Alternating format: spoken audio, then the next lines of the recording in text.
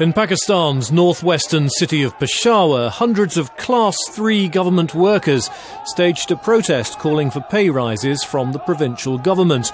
The low-paid workers threatened to block off streets across the city if their salaries are not increased. Most Class 3 employees receive monthly salaries equal to about $180. In Quetta, southwest Pakistan, a bomb blast killed a civilian and injured 13 others. Police said the attack targeted a government checkpoint but failed to injure any security forces.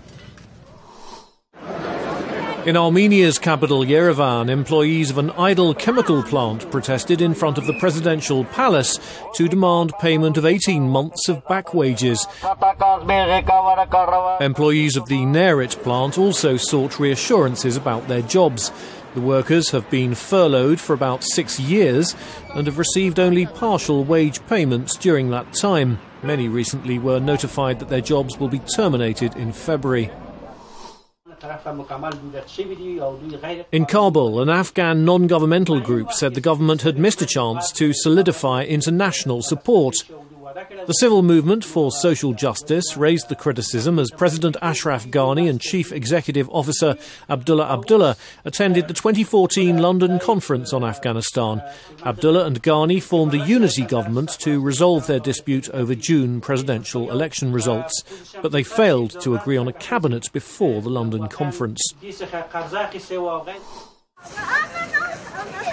In Kyrgyzstan's southern city of Osh, local activists worked with the city administration to launch a plastic recycling programme. Recycling bins were set up in the city's schools and children were collecting plastic rubbish that for now is being sent to the capital Bishkek to be recycled.